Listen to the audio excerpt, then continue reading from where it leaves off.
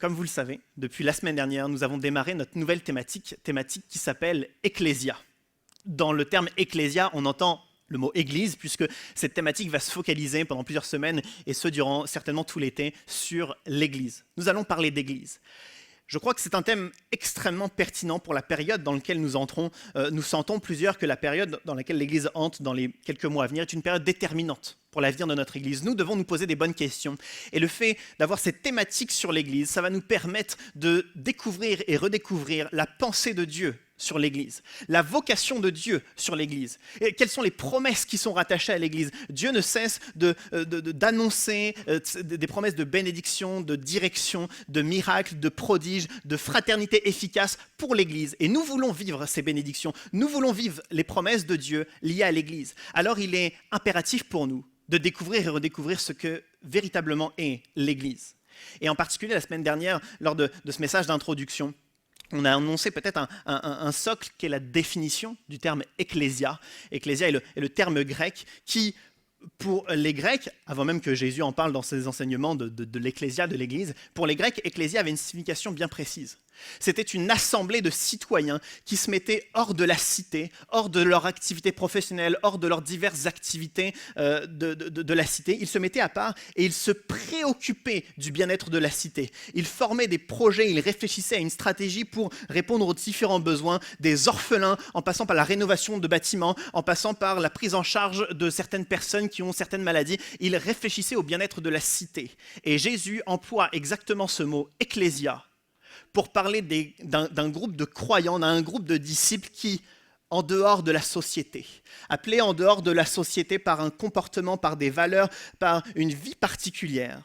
Mais ce groupe de chrétiens se préoccupe alors de la société. Il réfléchit au bien-être de la société, tant dans le domaine physique, mais aussi dans le domaine spirituel, en croyant au sauvetage des âmes, en répondant aux besoins, en tendant la main à ceux qui sont dans la misère, à ceux qui sont les plus démunis, mais également en ayant un programme d'évangélisation, en priant pour les âmes. Et donc c'est l'Église qui se préoccupe des autres. C'est l'Église qui se tourne vers les autres.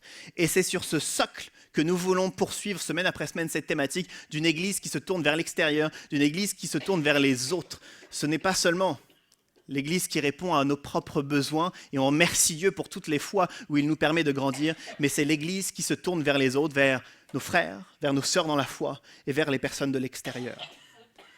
Ce matin, nous allons découvrir un passage ensemble, alors que Paul va écrire une lettre à l'Église de Corinthe.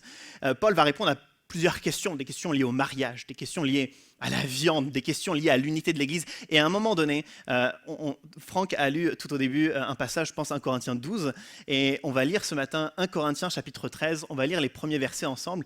On peut mettre la prochaine diapo. 1 Corinthiens chapitre 13, les premiers versets. « Quand je parlerai les langues des hommes et des anges, si je n'ai pas la charité, je suis un airain qui résonne ou une cymbale qui retentit. Et quand j'aurai le don de prophétie, la science de tous les mystères et toute la connaissance, quand j'aurai même toute la foi jusqu'à transporter des montagnes, si je n'ai pas la charité, je ne suis rien. Et quand je distribuerai tous mes biens pour la nourriture des pauvres, quand je livrerai même mon corps pour être brûlé, si je n'ai pas la charité, cela ne me sert de rien. Amen. » On va relire ces versets au fur et à mesure parce qu'ils sont tellement riches de contenu, mais j'aimerais qu'on s'arrête pour le moment sur le premier verset, alors que Paul, dans ces 3 versets, va mettre l'emphase sur la charité, sur l'amour. Les traductions plus modernes, plus récentes, ne mettent pas le mot charité, mais mettent le mot amour, on le verra dans un instant. Paul met de l'emphase sur l'amour, plus que toutes les activités ô combien vertueuses, plus que tous les dons spirituels qu'un chrétien pourrait envier. La charité, l'amour de Dieu est le centre, et le socle, et le cœur de la vie chrétienne.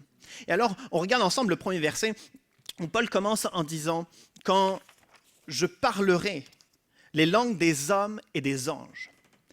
Paul s'adresse aux chrétiens, aux habitants donc, de Corinthe, aux chrétiens de Corinthe, et lorsqu'il parle de la langue des hommes, il parle de quelque chose de bien précis, puisque les habitants de Corinthe, tout comme les habitants de plusieurs villes qui étaient grecques et qui sont devenues romaines avec le temps, ils sont fiers de leur éloquence. On entend beaucoup parler des Grecs et finalement, chronologiquement ensuite des Romains, de leur capacité à parler, à discourir, les joutes verbales, les grands discours, que ce soit sur la place publique, dans les parlements, dans les zones de pouvoir, dans les sphères de pouvoir, cette capacité à discourir, cette locution particulière, plus qu'une fierté. Certains historiens voient ça même comme une façon de se vanter vis-à-vis des autres peuples, ceux qui n'ont pas leur éducation, ceux qui n'ont pas leur savoir. C'était d'ailleurs un immense privilège pour les peuples barbares de se faire envahir, et je mets des guillemets, quelquefois ils acceptaient cet envahissement avec joie puisqu'ils allaient obtenir cette culture hellénistique, cette culture romaine, et donc ils allaient recevoir toute cette éducation, toute cette éloquence, tout ce vocabulaire et toutes ces connaissances. Et donc c'est une fierté pour les Corinthiens que d'être capable de parler. Et ensuite, Paul ajoute, plus que les habitants de Corinthe, il va s'adresser aux chrétiens de Corinthe, plus que le langage des hommes, le langage des anges. Un langage qui vient du ciel, un langage qui vient des cieux, un langage que Dieu donne. Et les commentateurs disent ici que Paul parle certainement du parler en langue. Le parler en langue est un don que Dieu donne aux croyants, ça vient de Dieu, c'est Dieu qui inspire ce don et le chrétien en l'occurrence partage les louanges et les adorations de Dieu dans des langues qui ne lui sont pas propres, dans des langues que Dieu lui permet d'être, dans une langue que Dieu lui permet de parler pendant un instant. Quelquefois ce sont des langues qui sont connues par d'autres peuples, quelquefois ce sont des langues qui sont inconnues, mais c'est Dieu qui insuffle ce don spirituel en particulier. Mais Paul ajoute, si je n'ai pas la charité, je suis un airain qui résonne, je suis une cymbale qui retentit. En face de l'éloquence, du langage des hommes, de ce qui faisait la fierté des Corinthiens, en face de ce qui fait certainement toute la joie des chrétiens de Corinthe, qui est le parler en langue, qui est ce don spirituel, Paul met en face de cela la charité, l'amour de Dieu, comme si qu'il y a une sorte de comparaison de face à face qui a lieu. Lorsque Paul parle de la charité, d'ailleurs, j'ai utilisé encore une fois cette traduction qui date de 1910, qui met en avant le mot charité, alors qu'habituellement, lorsque je lis ce passage, je préfère les versions plus modernes qui parlent de l'amour. Mais si j'ai choisi volontairement cette version plus ancienne, c'est parce que lorsque je lis ce passage avec le mot amour, j'ai l'impression que ça parle d'un amour un peu commun, d'un amour banal.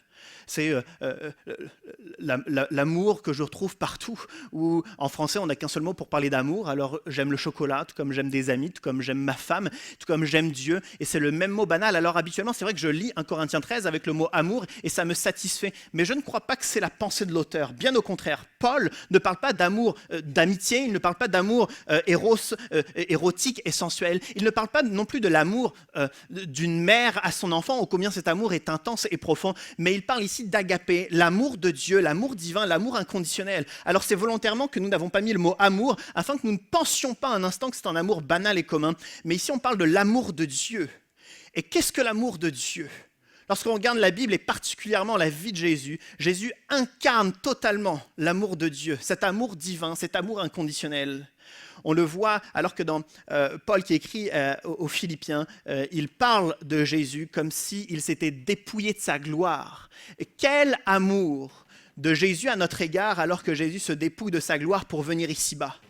Jésus, motivé par amour, va accepter 12 disciples à le suivre alors qu'ils sont bien imparfaits, colériques, imprudents. Ils n'ont pas toujours les bons mots au bon moment. Jésus va être capable d'accepter ces 12 pécheurs à le suivre. Jésus va être capable de toucher les lépreux qui sont les marginaux de la société. Jésus va être capable de valoriser autant les enfants que les femmes alors qu'à son époque, elles n'étaient pas valorisées. Jésus va ne cesse que de démontrer son amour pour les autres jusqu'au sacrifice.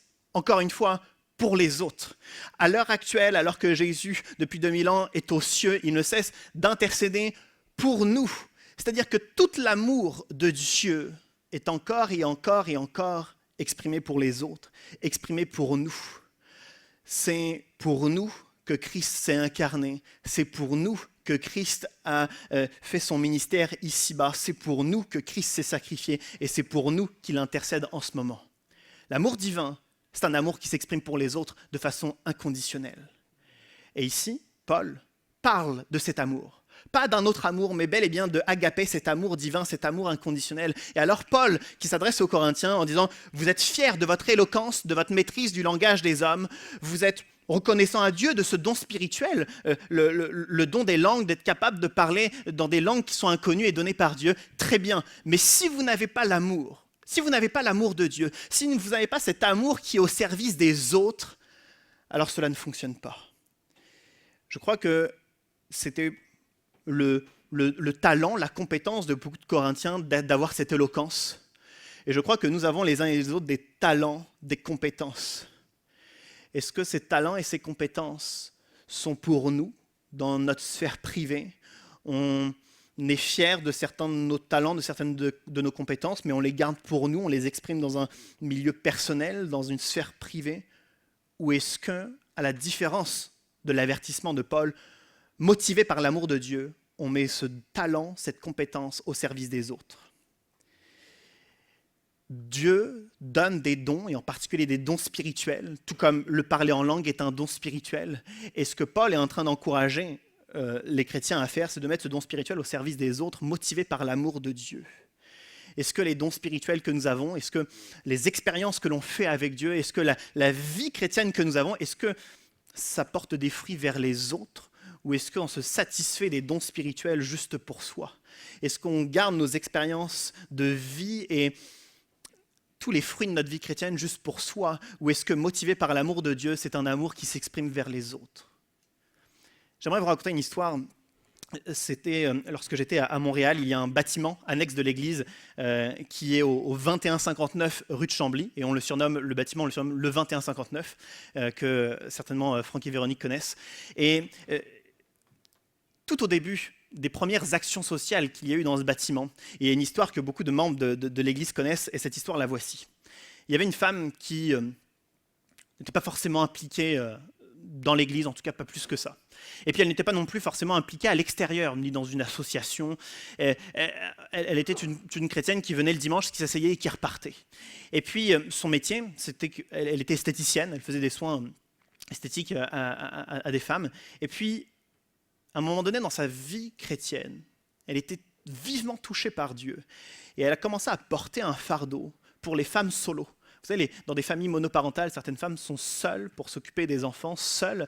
Et elle apporte comme ce fardeau, et elle a une compassion qui commence à naître pour ces femmes, pas seulement parce qu'elles sont seules, même si c'est déjà extrêmement complexe, mais elle a une perception globale de tout ce qu'elles vivent, de la destruction peut-être passée qu'il y a eu, des fragilités de leur vie, etc. Et elle porte comme ce fardeau, et immédiatement, elle ne sait pas quoi faire parce qu'elle n'a pas un don et talent que l'Église peut forcément utiliser parce qu'elle ne sait pas chanter, elle n'est pas une prédicatrice, elle est juste une esthéticienne. Et alors ce qu'elle fait, c'est qu'elle retourne à l'Église, elle discute avec ses responsables et elle lance un projet au 2159 dans ce fameux bâtiment, et elle commence à faire des soins pour les mains, pour les ongles, je ne sais pas précisément ce qu'elle fait, mais elle commence à faire des soins esthétiques gratuitement pour toutes les femmes solo. Et il y a plusieurs femmes qui viennent, et évidemment il y a les premières discussions où on parle de la pluie du beau temps, comme quand on est chez le coiffeur, où on parle de la pluie du beau temps avec le coiffeur ou la coiffeuse. Et puis finalement les discussions commencent à être de plus en plus profondes, parce qu'à la fin d'un soin esthétique, normalement on paye, mais ici c'est gratuit. Et ici la discussion est libre, on n'est pas à 15 minutes près. Ici il y a vraiment une discussion profonde qui prend place entre cette femme qui est esthéticienne et les différentes femmes qui viennent pour profiter de ces soins. Et au bout d'un moment c'est « mais pourquoi vous faites ça? Mais qui êtes-vous? Mais qu'est-ce que vous faites ?» Et tout simplement, cette femme esthéticienne répond « par l'amour de Dieu on le fait. Pour l'amour de Dieu on le fait, tout simplement. » Les semaines, les mois passent, et certaines de ces femmes se sont fait baptiser dans les mois qui ont suivi à l'église. Si Dieu est capable d'utiliser des soins esthétiques pour emmener des femmes, des âmes à l'évangile, je crois que Dieu peut utiliser nos compétences, nos dons et talents, quels qu'ils soient, pour amener des âmes à l'évangile.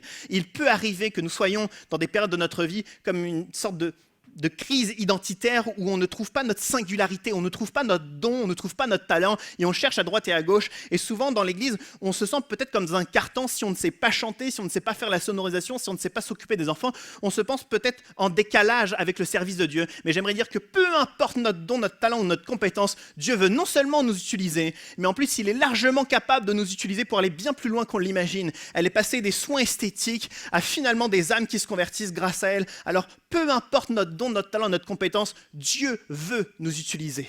Amen. Maintenant, Paul met en avant que si ces dons, ces talents, ces compétences ne sont pas motivés par la charité, par l'amour de Dieu qui est en action et qui est au service des autres. Paul dit, je suis un airain qui résonne, ou une cymbale qui retentit.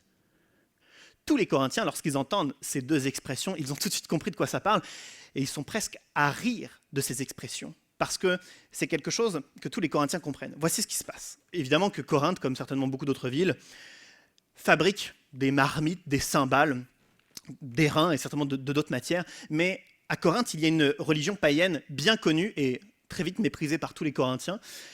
Cette religion, le prêtre, à un moment donné, il aligne des marmites vides, donc faites d'airain ou de d'autres matières. Il les aligne et avec un outil, il frappe sur la première et avec les vibrations, le son se prolonge sur toutes les marmites. Les marmites sont collées les unes aux autres et donc il y a un son, il y a un bruit pendant quelques secondes qui retentit. Et le prêtre se concentre et il tente de déterminer avec le son des marmites la pensée de Dieu, la volonté de Dieu. Il tente d'interpréter religion totalement païenne. Chrétiens comme non-chrétiens de Corinthe vont tout de suite voir la supercherie et le ridicule de cette religion. Et donc une expression bien méprisante pour cette religion va donc naître. C'est « je suis un airain qui résonne ». C'est comme ce bruit qui dérange, ce bruit sur la place publique qui dérange, ce bavardage du prêtre qui est totalement inutile, ce brouhaha que l'on entend, c'est cette religion, c'est futile, et donc on va dire c'est un airain qui résonne, c'est une cymbale qui retentit, c'est un bruit qui gêne, c'est un bavardage inutile. Sauf que Paul utilise cette expression pour parler des Corinthiens, des chrétiens de Corinthe, qui, leurs dons, leurs talents et leurs compétences ne sont pas motivés par l'amour de Dieu, et ne sont pas mis au service des autres. Toutes les fois où mon don, mon talent, ma compétence n'est pas mis au service des autres, je l'exprime dans le milieu privé, je la garde pour moi, je ne la partage pas, je ne la donne pas, je n'offre pas. Je ne suis qu'un brouhaha, je ne suis qu'un bavardage inutile, je ne suis qu'un bruit qui gêne. Et je crois que la pensée de Dieu, c'est qu'alors que Dieu investit en nous de par ses dons, ses talents et ses compétences qu'il nous donne, il ne veut qu'une chose, c'est que cela puisse être utile pour les autres. C'est qu'on puisse utiliser nos dons, nos talents et nos compétences en action, que ça soit à l'extérieur de l'Église par un projet, dans une association avec nos voisins, avec notre famille, ou que ça soit à l'intérieur de l'Église avec les différents services. Mais nous devons être investis pour le royaume de Dieu. Nous devons mettre en avant tout ce qu'il nous a donné. Et si au contraire, malheureusement, on reste passif pendant trop longtemps, nous manquons l'investissement que Dieu a placé en nous. Et alors, Paul commence avec ce premier verset à interpeller les Corinthiens. Vous êtes fiers des dons et talents que vous avez, de votre éloquence et des dons spirituels que vous avez, eh bien, il faut le mettre en pratique, sinon ce n'est qu'un brouhaha. Paul commence ainsi son premier verset. Et on va lire, même si on l'a lu il y a un instant, le deuxième verset, on va relire ensemble le deuxième verset.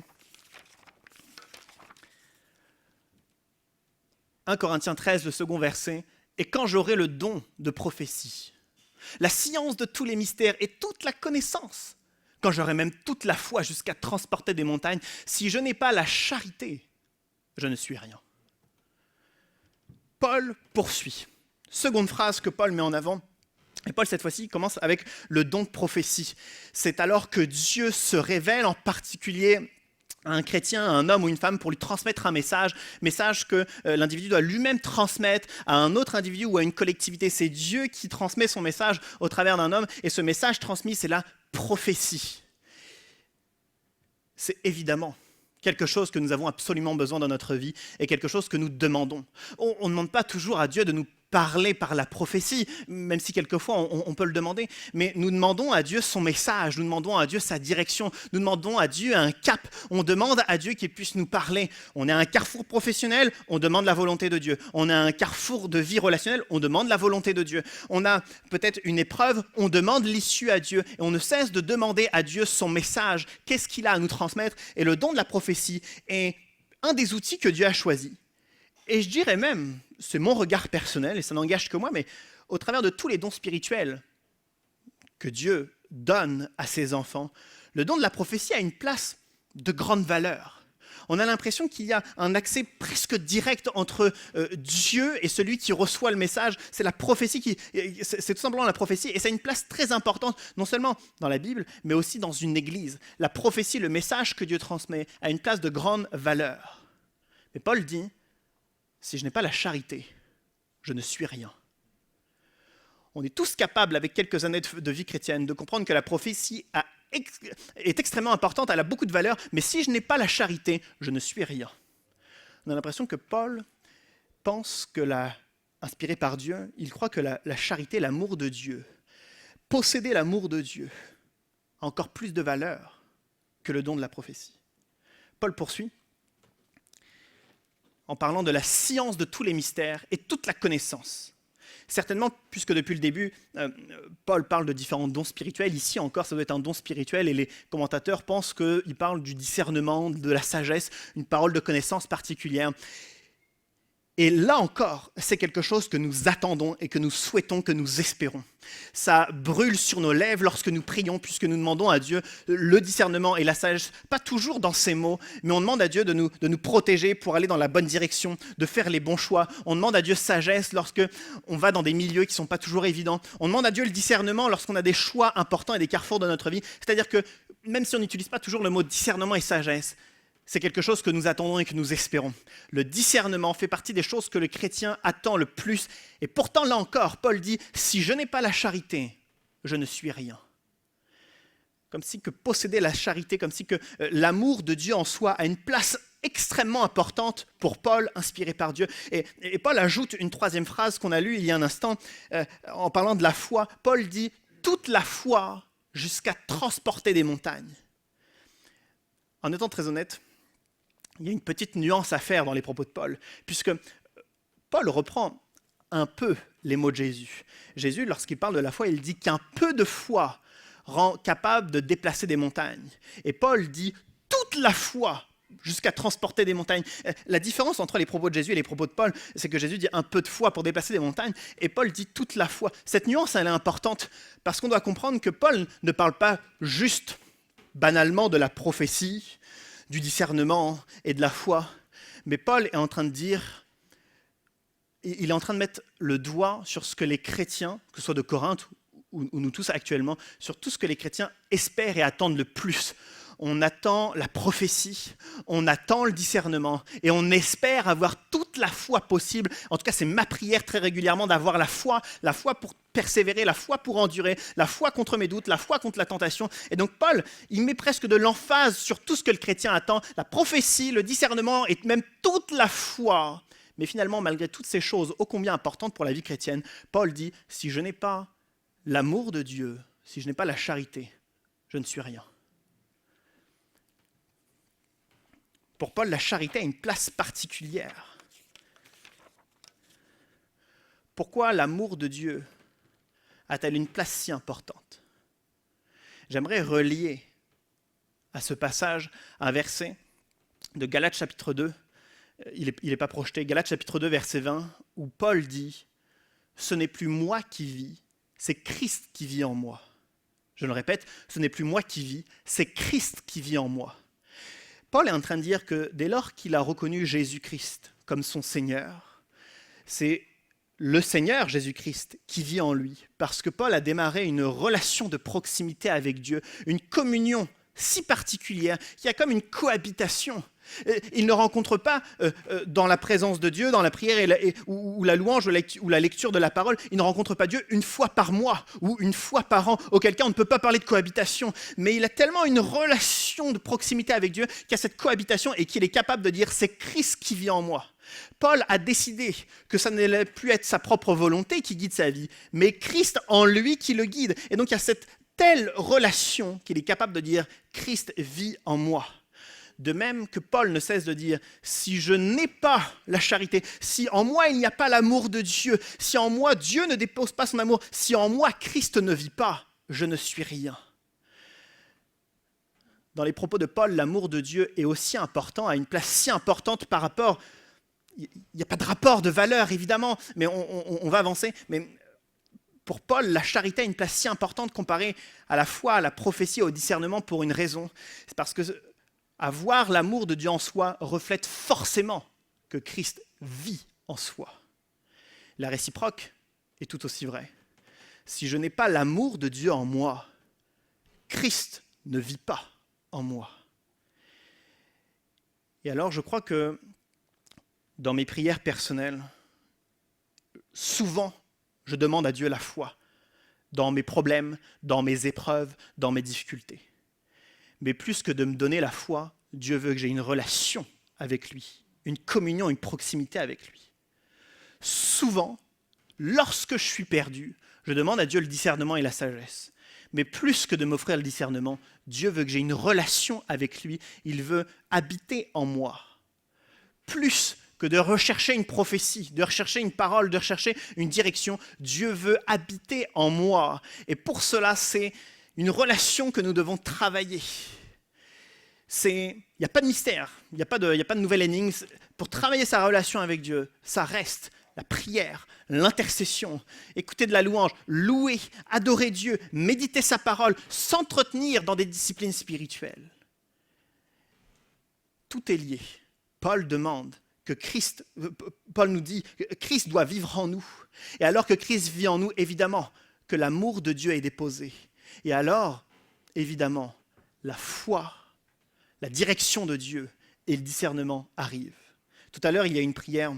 Je voulais retenir une ou deux phrases de cette prière pour pouvoir vous les redonner, mais je ne vais pas m'en souvenir par cœur, donc je vais seulement paraphraser. Mais une prière, tout à l'heure, a dit exactement cela. C'est que c'est lorsque nous avons cette relation, cette intimité avec Dieu, que c'est alors que Dieu nous bénit, que c'est alors que Dieu nous offre la foi, le discernement et la direction. Cette vérité, elle est vraie individuellement, mais elle est également vraie pour notre Église. Nous sommes dans une thématique ecclésia qui s'adresse à nous tous, à l'assemblée que nous sommes. Si nous souhaitons connaître la direction de Dieu, ça a été dit la semaine dernière, si nous souhaitons connaître la direction de Dieu, il faut qu'en Église, nous ayons des moments d'intimité avec Dieu, des relations, une relation avec Dieu. Si nous souhaitons avoir le discernement pour faire les bons choix, pour savoir comment avancer, où avancer, comment faire, quoi dire, si nous cherchons ce discernement et cette sagesse, encore faut-il que notre Église ensemble ait ce temps de communion et de proximité avec Dieu. Si nous souhaitons que Dieu nous donne cette foi capable de dépasser les montagnes, dépasser les obstacles, surpasser nos craintes, nos doutes, nos tentations, et voir enfin, et encore plus, la main de Dieu sur l'Église. Il faut alors que l'Église ensemble ait ces moments de relation, d'intimité avec Dieu. Je remercie Dieu, parce que ça fait des années que Dieu ne cesse de protéger, de guider, de diriger. Mais alors que nous sommes à nouveau peut-être dans une période, pendant les prochains mois, déterminante pour l'avenir de l'Église, où on veut s'arrêter pour connaître la direction, c'est à nouveau dans la communion et la proximité avec Dieu que nous voulons connaître sa volonté. On l'a fait mercredi dans la réunion de prière et on va le faire de réunion en réunion. Et on veut que tous ensemble, nous puissions entrer dans ce moment de prière, tous ensemble en église. Peut-être que certains n'ont pas le temps, ils n'ont pas l'occasion, ils sont occupés, ils ne peuvent pas venir à la réunion de prière. Faites-le chez vous, priez chez vous, soyons en communion tous ensemble, pour chercher la volonté de Dieu. Et c'est alors que nous avons cette relation que découle naturellement par la fidélité de Dieu, la foi, le discernement et la prophétie.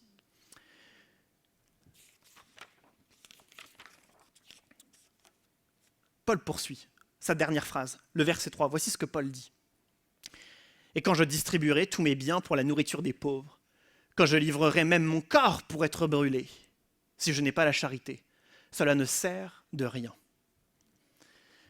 Quand je distribuerai mes biens pour la nourriture des pauvres, c'est évidemment la première chose que l'on imagine lorsqu'on parle d'action sociale, c'est évidemment de donner de la nourriture aux pauvres, mais de façon plus globale, Paul ne parle pas juste de la nourriture aux pauvres, mais je crois de toutes ces actions sociales. Et j'ai déjà entendu, il y a une part de vérité, mais je pense à nuancer, mais j'ai déjà entendu qu'au XXIe siècle, en France, il était beaucoup moins pertinent de faire des actions sociales, puisque notre pays en fait déjà beaucoup.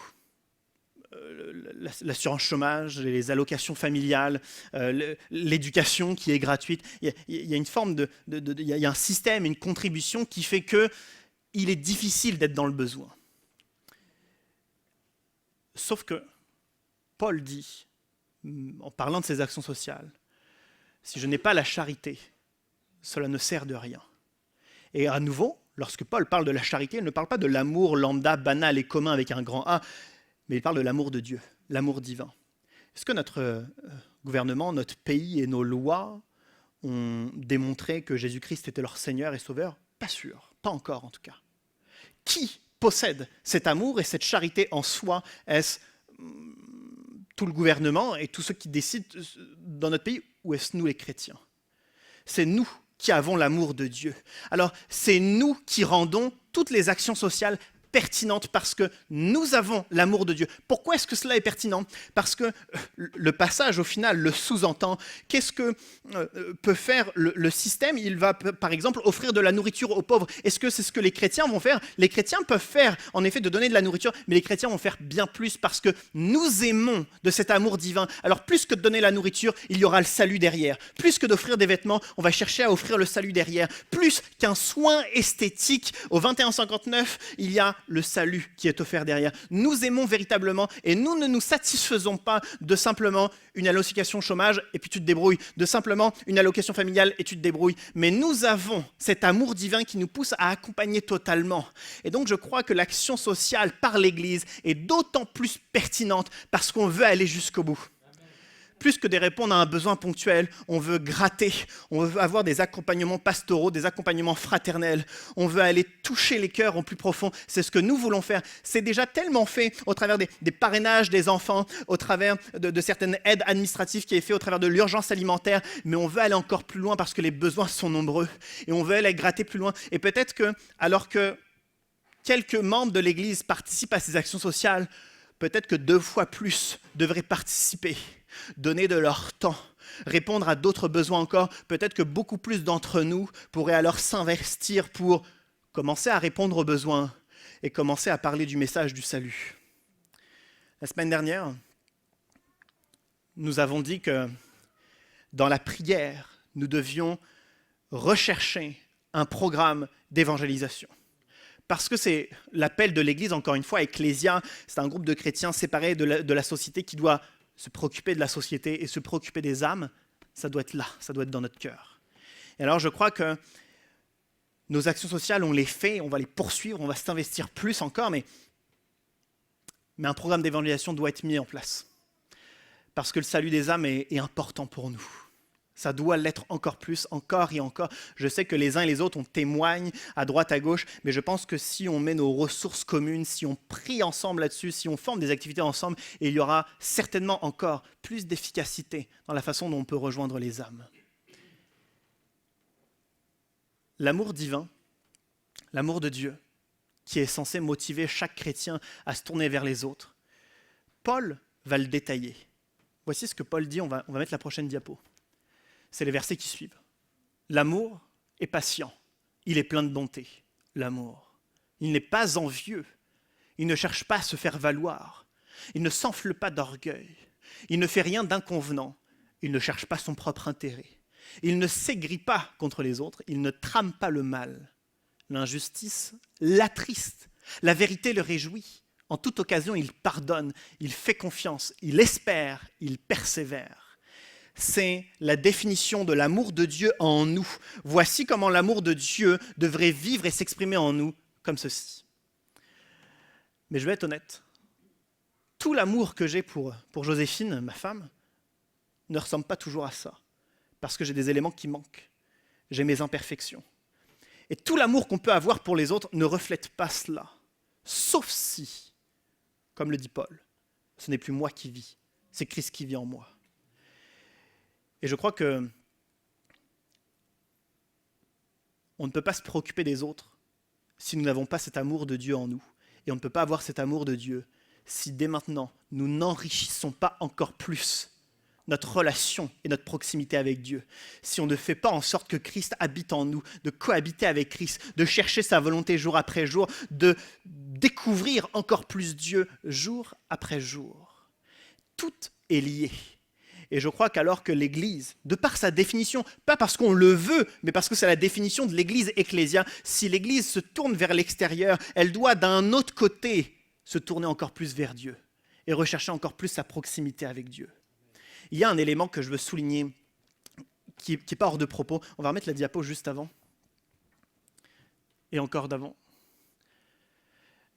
Je relis ce verset. Et quand je distribuerai tous mes biens pour la nourriture des pauvres, quand je livrerai même mon corps pour être brûlé, si je n'ai pas la charité, cela ne me sert de rien. Je livrerai même mon corps pour être brûlé. Comme si certains, à force de donner, à force de faire des actions vis-à-vis des autres, de servir les autres, leur ultime façon de servir l'autre, c'est de s'offrir en sacrifice. Ici, il est dit jusqu'à être brûlé. Permettez-moi de ne pas analyser ça comme une personne qui est immolée, mais certains rentrent presque en burn-out. Les personnes sont même brûlées dans leur mental, dans leur morale, à force d'offrir, à force de donner. On en discute quelquefois avec certains chrétiens. On est épuisé à force de donner, à force d'offrir, à force d'être au service des autres. C'est un de mes professeurs de théologie qui disait que certains responsables d'église, certains pasteurs, certains ministères s'offrent totalement aux autres jusqu'à se sacrifier sans comprendre que c'est Christ qui s'est sacrifié. Et je crois que nous n'avons pas besoin de nous sacrifier parce que Christ s'est déjà sacrifié. Le système des hommes tente par l'entraide, par les contributions, par les impôts, d'aider et de répondre aux besoins des uns et des autres. Et le système, quelquefois, se détruit en lui-même parce qu'il est imparfait. La bonne nouvelle, c'est que nous avons un système parfait parce que nous n'offrons pas seulement l'action sociale, mais nous offrons le salut, nous proposons le salut. Nous ne tentons pas de mourir dans notre structure, dans nos actions sociales, nous ne nous sacrifions pas, nous ne rentrons pas dans un burn-out et nous n'entrerons pas dans un burn-out, dans une autodestruction, mais en plus de faire des actions sociales, nous présenterons Christ qui est la véritable solution.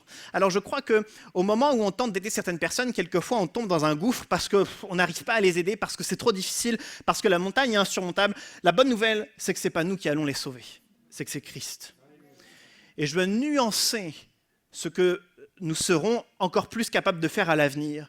Certes, je crois que nous devrions poursuivre l'effort au point de vue des actions sociales et de la réponse à certains besoins parce que c'est Christ qui nous l'appelle à faire. Mais je crois que tout autant nous devrions avancer dans l'évangélisation et le salut des âmes parce que c'est Christ le véritable sauveur. Amen. Pour conclure, je rappellerai, comme la semaine dernière, et je l'ai répété aussi, je crois, plusieurs fois, mais nous allons entrer dans une période déterminante pour l'avenir de l'Église. Je n'ai pas plus de mots que ça, parce que moi-même, les anciens, les membres du Seigneur, on n'a pas une révélation à vous partager, mais il est sûr que l'Église va entrer dans une période déterminante. Après, il y a 2 ans, la transition pastorale, depuis 1 an et demi, la crise du Covid. Aujourd'hui, nous ne voulons pas être dans un état de survie à suffoquer et être dans la difficulté quelquefois dans notre foi, même si les épreuves personnelles et individuelles sont réelles. Mais nous voulons que l'Église entre dans sa destinée. Nous voulons les uns et les autres aller de l'avant, être prêts à faire plus, à s'investir dans la prière, à s'investir dans notre relation avec Dieu, à mettre nos dons, nos talents et nos compétences en action et non raisonner comme un brouhaha. Nous voulons servir Dieu. Je crois que toute l'Église doit s'investir dans cette dynamique, à commencer par la prière. Ce n'est pas demain qu'on va avoir une réponse à toutes nos questions ou facilement dire « Ah ben on doit faire ça, puis tout est simple, tout est facile ». Mais on a tout l'été où, en tant qu'Église, nous allons être dans cette thématique Ecclésia. Tout l'été où nous sommes mandatés à prier pour chercher la volonté de Dieu. Tout l'été où peut-être qu'à un moment donné, dans une semaine ou dans un mois, quelqu'un va avoir une idée en disant « Mais moi j'ai tel don, j'ai telle compétence, je pourrais travailler avec telle personne de l'Église et on pourrait monter tel projet. » Peut-être qu'il y a 1 ou 2 personnes dans 1 mois et demi, ils vont se dire « Moi je suis à l'aise dans l'évangélisation pour ce domaine particulier, pour cette approche en particulier, voici quel projet je peux monter. » Moi je décide de faire telle action, moi je décide de faire tel projet, et ensemble en Église, mettant les paroles de Dieu que nous recevrons en commun, les révélations que l'on aura de Dieu en commun, notre zèle que l'on se partagera, il faut qu'à la rentrée, en automne, nous ayons un cap, une direction. Ensemble, nous voulons chercher la volonté de Dieu. Ensemble, nous voulons avancer. Je rappellerai simplement un élément de ce message sur la conclusion. Quelquefois, on cherche à quoi on pourrait être utile. Parce qu'on n'est pas tous des pros de la louange, des pros de la prédication, des pros de la sonorisation, des pros de ceci, des pros de cela, et on ne se sent pas toujours à l'aise. C'était mon cas pendant bien longtemps de chercher ma particularité sur comment je pourrais servir, comment je pourrais faire ceci, comment je pourrais faire cela. Je pense qu'il y a 2 nuances à faire. La première, c'est qu'il ne faut pas avoir 15 diplômes et 50 000 compétences pour faire des actions si simple. On a formé Auréa à la vidéoprojection. Il n'a pas un doctorat en informatique pour le faire, et nous avons des besoins à la vidéoprojection, tout comme dans certains autres domaines. Et je crois qu'il y a une partie des services qui ne demandent pas que le ciel s'ouvre en deux pour nous montrer du doigt quoi faire, mais quelquefois juste de tendre la main et de répondre aux besoins qu'il y a dans l'Église. C'est la première nuance. Et la deuxième nuance, j'ai entendu une chrétienne d'une autre église dire moi, je ne peux pas changer d'église de toute manière, parce que de toute manière, ici, il y a Internet, les réseaux sociaux, Instagram, Facebook, etc. Et vu que moi, je suis forte pour les gérer, je peux être que dans cette église, parce qu'il n'y a que dans cette église que je pourrais être utile. La bonne nouvelle, c'est que si votre compétence, votre don, votre talent, actuellement, il n'y a pas la possibilité de servir dans l'église, on peut ensemble discuter et mettre un projet pour le créer. Il y a des choses que l'on peut créer, il y a des choses qu'on peut innover. Tout à l'heure, on parlait de François Philippiac, et c'était Jean-Baptiste Meyer qui me disait qu'une des grandes qualités de François Philippiac, c'est qu'il était capable de dire aux personnes « Vous avez envie de servir, on en discute ensemble, et allez-y ». Et je crois que c'est aussi une bonne chose pour chacun d'entre nous. Alors que Dieu nous mettra à cœur certaines choses, on a tous des dons, des talents et des compétences, c'est peut-être le moment de s'y investir dans l'Église, pour le royaume de Dieu, à l'intérieur ou à l'extérieur. Je vais appeler l'équipe de louange à revenir. On va conclure dans un instant. Cette thématique Ecclésia doit nous pousser à la réflexion. Même si certaines réflexions ne sont pas toujours évidentes, certains vont être plus sensibles sur des questions, d'autres sur d'autres. Et toute cette réflexion sur l'Église n'est pas toujours plaisante parce que certains, et moi le premier, on apprécie l'Église telle qu'elle est, parce qu'on vit de magnifiques cultes, on vit de magnifiques réunions en semaine, on apprécie la fraternité, et donc de nous pousser à sortir de notre zone de confort, nous n'avons pas toujours envie. Mais encore une fois, c'est la définition que Dieu donne de l'Église. Une Église se tourne vers l'extérieur, une Église se préoccupe des autres. Et alors, c'est ma prière ce matin, et je veux que ce soit notre prière, que Dieu fasse naître en nous son amour. Pas l'amour du monde, pas l'amour tel qu'on l'emploie tous les jours, mais que l'amour de Dieu puisse se déposer en nous. Une autre façon de parler de cet amour de Dieu, c'est la compassion. Une des formes de l'amour de Dieu, c'est la compassion. Pas sûr que j'ai toujours cette compassion, parce que pas sûr que je tende toujours la main à ceux qui sont dans le besoin, et pas sûr que je travaille au salut des âmes qui sont autour de moi. Ce matin, j'ai été convaincu par une pensée que je vous partage. C'est qu'autour de moi, j'ai 3, 4, 5 personnes de ma famille qui ne sont pas chrétiennes. J'ai un collègue de travail avec qui je travaille régulièrement qui n'est pas chrétien. Et j'ai 4, 5 amis proches de moi qui ne sont pas chrétiens. Ce qui fait une petite dizaine de personnes. C'est de ma responsabilité d'aller les chercher. Tous ensemble, on a tous 2, 5, 10 personnes qui sont proches de nous et qui ne sont pas chrétiennes. Ça pourrait être notre responsabilité d'aller les chercher et de leur partager le message du salut et de leur témoigner notre foi et à un moment donné de les inviter à l'église et de prier pour eux, et on priera avec vous pour ces personnes. Et je suis convaincu que ça peut être notre objectif de se dire que pendant 1 an, il faut qu'on amène au moins une des personnes parmi notre cercle, des personnes proches de nous, à la foi. Pas juste les inviter une fois à l'église, ce qui est déjà tout un effort, les amener à Christ. Honnêtement, si je ne me donne pas d'objectif personnel, dans 10 ans, j'y suis encore, et dans 10 ans, il n'y a personne autour de moi qui est converti. Mais si je me donne un objectif, et que je prie pour cet objectif, et que j'intercède, et que je jeûne et je prie, et que je partage mon témoignage, et que j'invite à l'église, et que je donne un testament, et que je donne un témoignage papier, et si je continue à œuvrer encore et encore parce que c'est l'objectif que Dieu nous donne, alors je vais travailler pour, et je crois que Dieu va être fidèle derrière pour toucher le cœur de la personne. Alors que ça puisse être un objectif que dans les jours et les semaines à venir, on construise. Quelles sont les personnes proches autour de nous? Et comment est-ce que je peux l'amener à la foi? Comment est-ce que je peux l'amener à rencontrer Christ? Que nous puissions prier pour cette compassion qui va naître en nous et qui va nous pousser à l'action. Je vous propose qu'on puisse se lever et je vais conclure par la prière et on va chanter un dernier chant.